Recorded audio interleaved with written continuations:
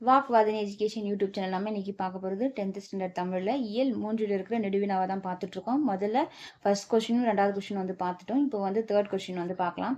உங்கள் இல்லத்திற்கு வந்த உறவினருக்கு நீங்கள் செய்த விருந்தோம்பலை அழகுற விவரித்து எழுதுகன்னு வந்து கேட்டிருக்காங்க. இப்போ இதற்கான ஆன்சரை நம்ம பார்க்கலாம்.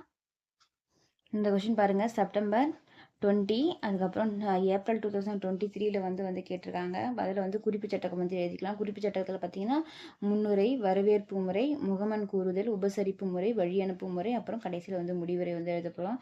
முன்னுரையில் பார்த்தீங்கன்னா என்ன சொல்லியிருக்காங்கன்னா, காதலும் வீரமும் பேசாத சங்க இலக்கியங்கள் இல்லை என்று கூறும் அளவிற்கு பெருமை பெற்ற சங்க இலக்கியங்கள் தமிழர்களின் பண்பாட்டு நிகழ்வின் மணிமுடியாக திகழும் இல்லறமும் விருந்தோம்பல் பண்பையும் சிறப்பாக கூறுகிறது. அப்படின்னா நம்மளோட சங்க இலக்கியங்களில் பார்த்தீங்கன்னா காதலை பற்றியும் வீரத்தை பற்றியும் பேசாத சங்க இலக்கியங்களே கிடையாதுன்னு சொல்கிறாங்க. அந்த அளவுக்கு அதை பற்றி பேசியிருக்கு சங்க இலக்கியங்கள். அந்த அளவுக்கு பெருமை பெற்ற அந்த சங்க இலக்கியங்களில் நம்மளோட தமிழர் பண்பாட்டினோட நிகழ்வினோட எது மணிமுடியே அப்படின்னு சொல்கிறாங்க. நம்மளோட பண்பாட்டினோட மணிமுடியாகவே எது திகழ்தான் நம்மளுடைய இல்லறமும், அதாவது குடும்பம் நடத்துகிற அந்த திறமையும், விருந்தோம்பலும். நம்ம வீட்டில் யாராச்சும் வந்தாங்கன்னா அவங்கள வந்து எப்படி விருந்தோம்பல் பண்ணுவோம், இந்த பண்பும் வந்து சிறப்பாக நம்ம சங்க இலக்கியங்களை வந்து கூறுது அப்படின்னு சொல்றாங்க. அதே பண்பாட்டில் வளரக்கூடிய நம்மளும் இந்த விருந்தோம்பல்ல வந்து சிறந்தவர்களாக தான் இருப்போம், சிறந்தவர்களே அப்படின்னு வந்து சொல்லியிருக்காங்க. இந்த லெசன்ல நம்ம விருந்தோம்பல் பண்ற முறையை பற்றி தான் வந்து பார்க்க போகிறோம். இப்போ வந்து நம்ம வீட்டுக்கு யாராச்சும் கெஸ்ட் வந்தாங்கன்னா அவங்கள முதல்ல வந்து எப்படி வரவேற்போம் அப்படின்றத சொல்றாங்க. வரவேற்பு முறை: எங்கள் வீட்டிற்கு வந்த விருந்தினர்களை பாண்டவர்கள் விருந்துக்கு அழைக்க வந்த விதுரனை வழியில் சென்று வரவேற்பது போல நாங்களும் இல்லத்தின் முன் பகுதிக்கு சென்று வரவேற்று முகம் கை கால் கழுவ தண்ணீர் கொடுத்து பின்னர் வீட்டிற்கு அழைத்து சென்றோம்.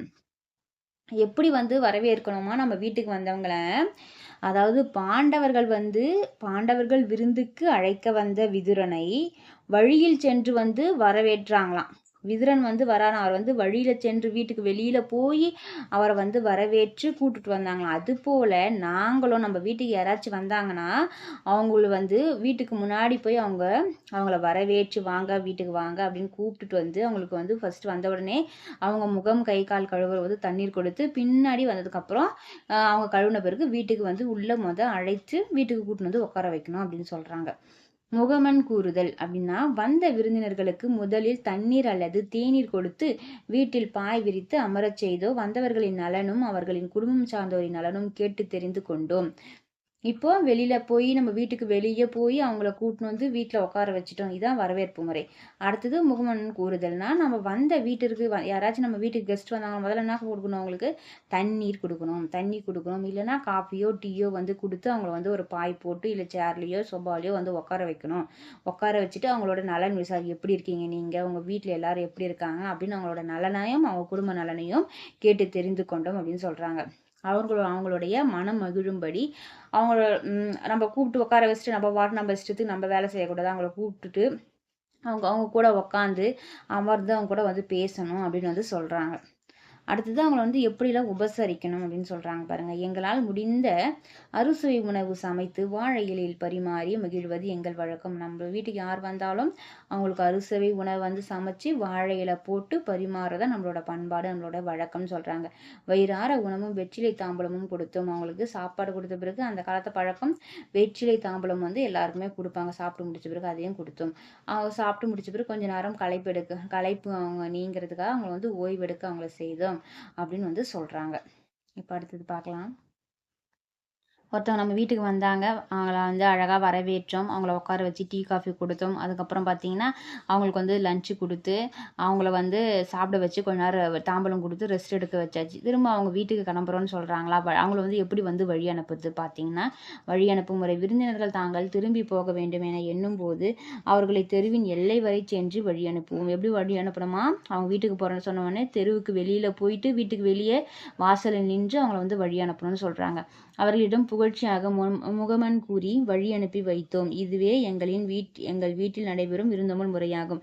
அவங்க வீட்டுக்கு அதாவது அவங்கள வந்து புகழ்ந்து பேசி அவங்கள வந்து மகிழ்ச்சியோட வழி அனுப்பி வச்சோம். இதுதான் எங்களுடைய விருந்தோம்பல் வீட்டினோட விருந்தோம்பல் முறை அப்படின்னு சொல்கிறாங்க. முடிவுரையில் பார்த்தீங்கன்னா, விருந்தினர் மனம் மகிழக்கூடிய வகையில் விருந்தோம்ப வேண்டும்.